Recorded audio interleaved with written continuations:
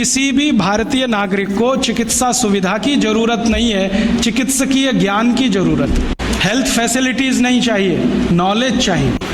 अगर सुश्रुत संहिता से एक एक उपकरण को निकालकर लिस्ट बना दी जाए तो आज के आधुनिक सर्जरी में जितने उपकरण हैं उससे कम नहीं है। और उन उपकरणों को बनाने के लिए जो इस्तेमाल होने वाला मेटल है, फौलाद कहिए, वो सिर्फ आयरन नहीं है, ऐसा मेटल इस्तेमाल है जिसमें 7 धातुएं हैं ताकि उसमें जंग न लगे। और आज के जितने भी अच्छे से अच्छे सर्जरी के उपकरण भारत में हैं, सभी में जंग लगती है, लेकिन सुश्रुत के उपकरणों में जंग नहीं है। तो इतने तरह के उपकरण उस जमाने में बनते थे। सुश्रुत का समय तो कोई आज का नहीं है, कम से कम 3500 साल का है। उस समय अगर ऐसे उपकरण बनते थे तो कोई तो दम होगा इस देश की चिकित्सा व्यवस्था में, ऐसे तो नहीं है। जब यूरोप में और अमेरिका में शरीर की नस काटकर रक्त बहा दो, यही चिकित्सा है, उस समय इस देश में सुश्रुत की राइनोप्लास्टी रही। आपको मालूम है, राइनोप्लास्टी भारत ने दुनिया को सिखाया है। और राइनोप्लास्टी के भारत में 1500 से ज्यादा केंद्र थे अंग्रेजों की ईस्ट इंडिया कंपनी के आने के पहले तक। उनके स्थान और पूरे वर्णन मेरे पास है और अंग्रेजों के दस्तावेज में से निकाले हुए हैं। भारत में सबसे बड़ा राइनोप्लास्टी का केंद्र था कांगड़ा। कांगड़ा कहाँ है? शिमला के आगे, हिमाचल में। और कांगड़ा और उसके आसपास में 700 केंद्र थे जो राइनोप्लास्टी सिखाते थे। दक्षिण में जबरदस्त केंद्र थे राइनोप्लास्टी के। मैसूर स्टेट है ना, मैसूर स्टेट में 150 से ज्यादा केंद्र थे आज से 200 साल पहले। एक पुरानी कहानी है जो दस्तावेजी है, कल्पना की नहीं है।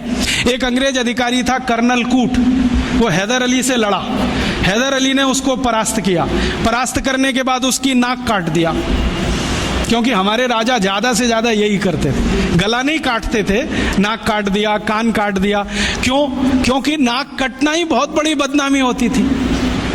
तो नाक काट दिया उसका, कटी हुई नाक लेके वो भागा कर्नल कूट। वो खुद अपनी डायरी में लिख रहा है कि जब मैं युद्ध में हार गया, हैदर अली ने मुझे नाक काट दी, हाथ में लेकर मैं भागा और हैदर अली की सीमा खत्म हुई मैसूर राज्य की, तो बेलगाम नाम का एक गांव आया। वहां पर एक वैद्य ने मेरी सर्जरी की, 21 दिन मुझे अपने घर में रखा, सर्जरी करके लेपन लगाया, मेरी नाक जोड़ दिया। और आज मैं पार्लियामेंट के सामने कह रहा हूं कि भारत के वैद्यों को इतना ज्ञान है, वो ये सब कर सकते हैं। इसलिए हमें भारत में अपने लोगों को भेजकर ये विद्या सीखनी चाहिए। ये उसका भाषण है हाउस ऑफ कॉमन्स। तो कर्नल कूट के इस भाषण को सुनने के बाद अंग्रेजी सरकार ने तय किया, चलो कुछ लोगों को भेजो। तो अंग्रेज आए, उन्होंने यहाँ सर्जरी सीखना शुरू किया। और जो अंग्रेजों ने सर्जरी सीखा है वो लिख रहे हैं कि जो जातियां भारत में सर्जरी में मास्टर थी वो सब नाई थे। नाई समझते हैं? बाल काटने वाले। ये सब सर्जन थे 200 साल पहले। हाँ, सब सर्जन थे 200 साल। अब जरा सोचो कि नाई अगर सर्जन रहे हों तो वो पिछड़ी जाति कैसे हुई? अंग्रेजों ने उनको 1881 के सर्वे में पिछड़ी जाति घोषित किया। उसके पहले इस देश में नाई कभी भी पिछड़ी जाति में नहीं थे। 1881 में सेंसस हुआ सबसे पहला, और आज तक वो चल रहा है, हर 10 साल में होता है जनसंख्या का गणना। अंग्रेजों ने पहली गणना में नाइयों को पिछड़ा वर्ग में डाल दिया। और एक अंग्रेज कहता है कि ये अच्छा ही है, क्योंकि ये विद्या में इतने ऊंचे हैं, अगर इनको नीचे नहीं लाओगे ये गुलामी कभी स्वीकार नहीं करेंगे। और आज हमारी सरकार भी उनको पिछड़ा ही कहती है। उनके हाथ में इतना हुनर है, उंगलियों में इतनी फ्लेक्सिबिलिटी है। वो आप देखते हैं ना, बाल काटते समय वो गर्दन भी काट सकते हैं, सोचो ना।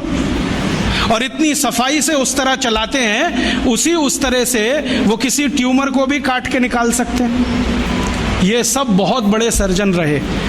और आज से 200 साल पहले के दस्तावेज बताते हैं कि कांगड़ा और उसके आसपास कुर्ग और उसके आसपास, मैसूर और उसके आसपास जितने सर्जरी सिखाने वाले केंद्र थे, उन सबके आचार्य नाई ही थे जातियों में। ये सब सर्जन थे। और इन्होंने जो सर्जरी सिखाई है वो हिंदुस्तान के गांव-गांव फैलाई। फिर अंग्रेजों ने क्या किया, ये जो सर्जरी सिखाने वाले केंद्र थे, इन सबको गैर कानूनी घोषित कर दिया। एक कानून बनाया जिसका दुर्भाग्य से नाम है इंडियन एजुकेशन एक्ट। उसमें इंडियन कुछ भी नहीं है, नाम उसका इंडियन एजुकेशन एक्ट। उस कानून में उन्होंने ये तय किया कि भारतीय विद्याओं को सिखाने वाले जितने भी केंद्र हैं वो सब गैर कानूनी हैं।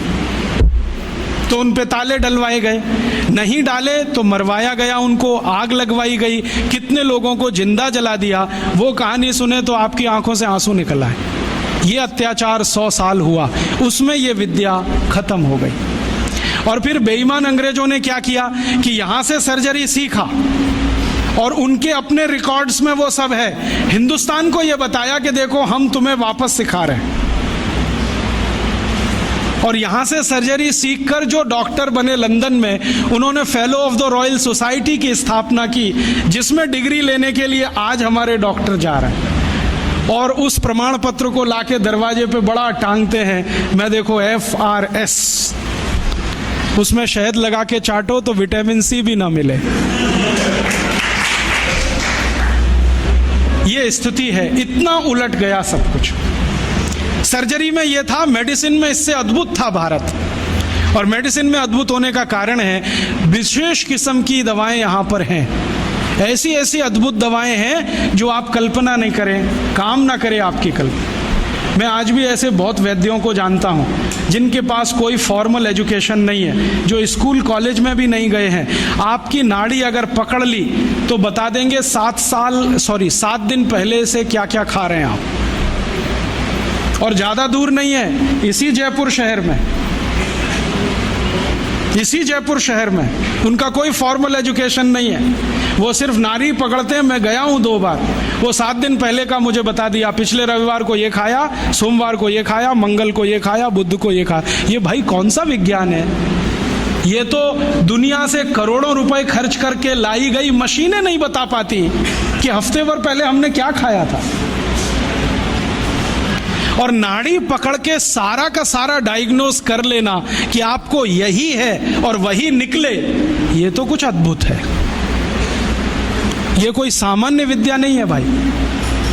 मैंने ऐसे तमाम वैद्यों को देखा है जो नाड़ी पकड़ के बताते हैं कि आपको ट्यूमर है, गर्भाशय में है, यहाँ है।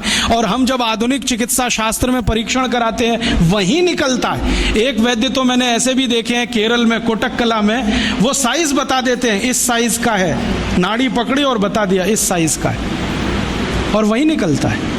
इसका माने इस भारतीय विद्या में कोई दम है, और वो दम अगर हमको दिखाई दे जाए तो आत्मविश्वास हमारा लौट आएगा और हमारी हीन भावना कुछ कम हो जाएगी। और हीन भावना कम हो जाए तो हम शायद दुनिया जीत लेंगे। गोस्वामी तुलसीदास ने एक बहुत अच्छी बात कही है, मन के हारे हार है, मन के जीते जीत। जो मन से हार गया वो सब कुछ हार गया। आप मन से हारना बंद कर दो, बहुत कुछ जीतने के लिए इस देश में।